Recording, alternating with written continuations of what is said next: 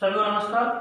आज की हमारी क्लास रेस्टोरेंट के लिए एनिमल ब्रीडिंग एंड जेनेटिक्स की है और इस क्लास के अंतर्गत अपन पढ़ रहे थे एम्ब्रियो ट्रांसफर टेक्निक। और एम्ब्रियो ट्रांसफर टेक्निक के अंतर्गत पिछली क्लास में अपन ने पढ़ा था भ्रूण प्रत्यारोपण तकनीक के उपयोग। जो एक बार दोबारा आपको मैं बता रहा हूँ कि भ्रूण प्रत्यारोपण तकनीक है उसके क्या क्या उपयोग है।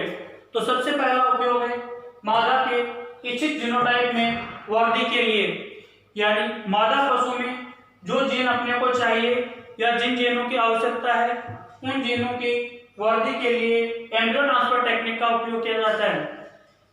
दूसरा है कृत्रिम गर्भाधान के लिए काम आने वाले सारणी में उपस्थित घातक आनुवंशिक एवं वंशागत लक्षणों की जांच करने में भी एम्ब्रियो ट्रांसफर टेक्निक का उपयोग किया जाता है।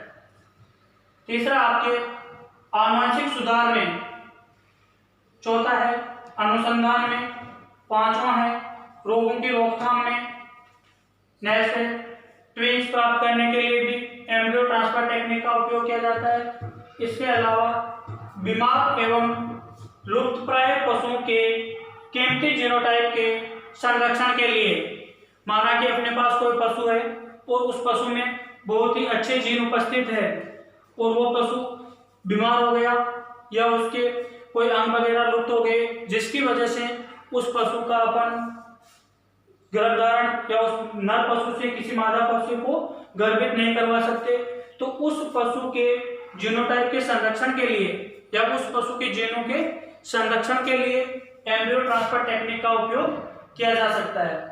तो ये आपके एम्ब्रियो ट्रांसफर टेक्निक के उपयोग थे। अब अपन पढ़ेंगे, एक तो मैंने परिभाषा में पहले आपको बताया था कि एक दाता मादा होती है और एक ग्राही मादा। तो आज अपन पढ़ेंगे दाता मादा और ग्राही मादा के बारे में। ये एम्ब्रियो ट्रांसफर टेक्निक के उपयोग है, इसको नोट कर लेना आप एक बार।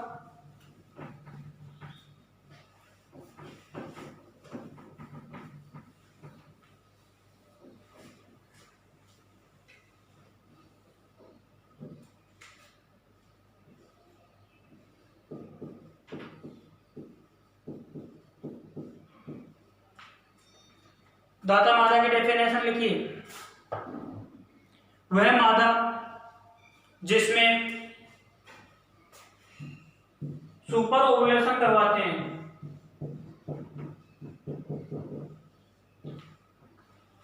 वह मादा जिसमें सुपर ओवुलेशन करवाते हैं तथा निषेचन के बाद भ्रूण संग्रह किया जाता है, दाता मादा कहलाती है। वह मादा जिसमें सुपर ओवुलेशन करवाते हैं तथा निषेचन के बाद भ्रूण संग्रह किया जाता है, दाता मादा कहलाती है। सुपर ओवुलेशन, ओवुलेशन का मतलब होता है अंडोत्सर्ग और सुपर ओवुलेशन का मतलब होता है एक समय में एक से ज्यादा अंडों का अंडोत्सर्ग करवाना सुपर ओवुलेशन कहलाता है। यानी एक ही समय में दो या दो से अधिक अंडों का अंडोत्सर्ग करवाना सुपर ओवुलेशन कहलाता है। दूसरी डेफिनेशन लिखिए, ग्राही मादा।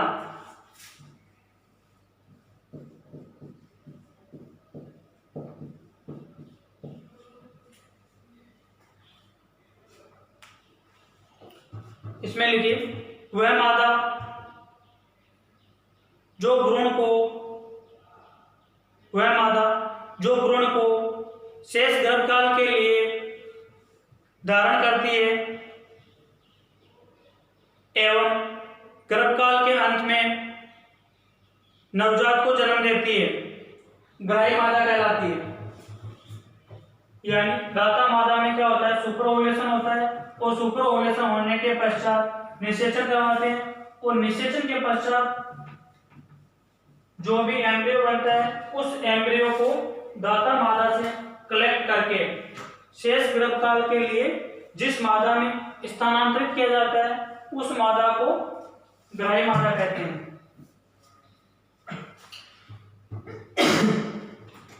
इसके अलावा भ्रूण प्रत्यारोपण तकनीक में निम्न पद शामिल किए गए हैं, या भ्रूण प्रत्यारोपण तकनीक में निम्न पदों का समावेश होता है।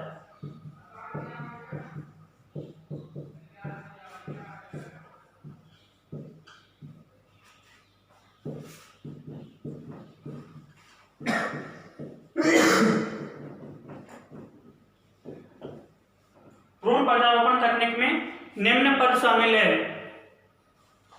सबसे पहला है सुपर ओव्यूलेशन,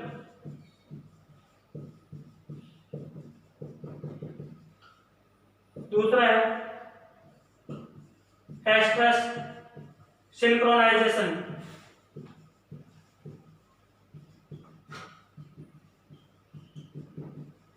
अभी आपको इनके केवल नाम में ध्यान रखना है, उसके बाद में एक एक की डेफिनेशन बताऊंगा मैं कि सुपर ओव्यूलेशन किसे कहते हैं, एस्ट्रस सिंक्रोनाइजेशन किसे कहते हैं। लेकिन आपसे ऑब्जेक्टिव क्वेश्चन में ये भी पूछा जा सकता है कि निम्न में से भ्रूण प्रत्यारोपण तकनीक में शामिल नहीं है, या किस पद का उपयोग या किसका उपयोग भ्रूण प्रत्यारोपण तकनीक में नहीं किया जाता है, या कौन सा शब्द है जो भ्रूण प्रत्यारोपण तकनीक से संबंधित नहीं है। तो आपको ये याद होनी चाहिए कि ऐसे कौन कौन से पद है या ऐसे कौन कौन से वर्ड है जो भ्रूण प्रत्यारोपण तकनीक में इस्तेमाल होते हैं। तो पहला आपके सुपर ओव्यूलेशन, दूसरा है एस्ट्रस सिंक्रोनाइजेशन, तीसरा है ब्रीडिंग,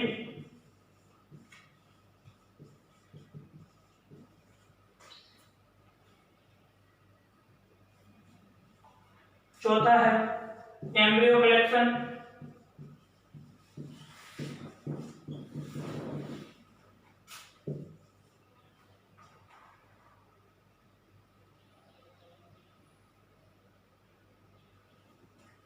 और पांचवा है भ्रूण मूल्यांकन।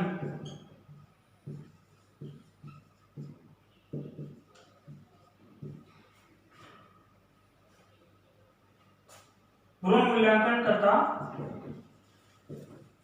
भ्रूण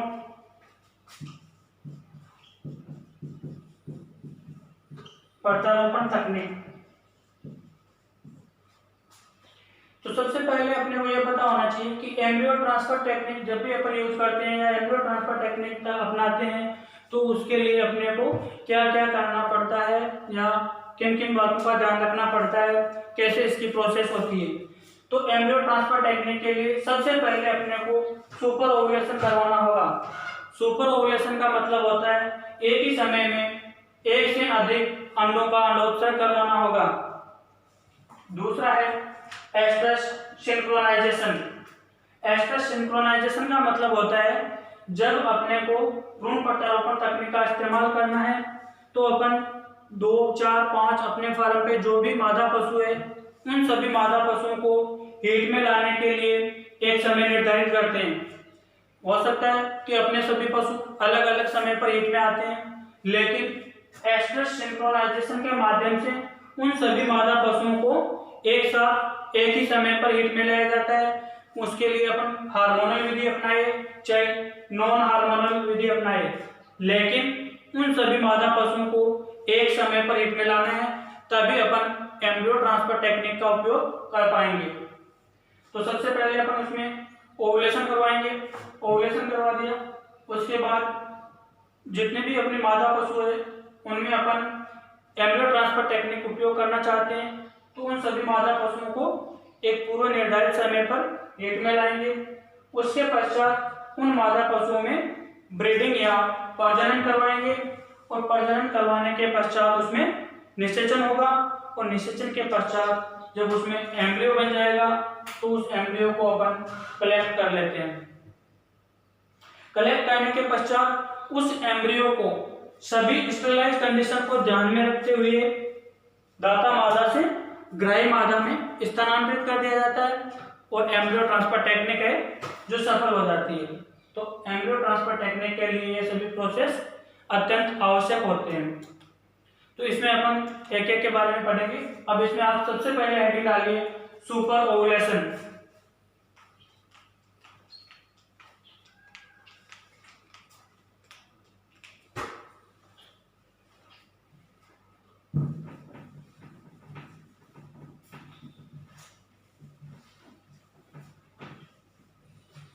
ये सुपर ओवुलेशन है, एस्ट्रस सिंक्रोनाइजेशन है, ब्रीडिंग है, जितने भी डेफिनेशन है वो अपन अगली क्लास के अंतर्गत पढ़ेंगे।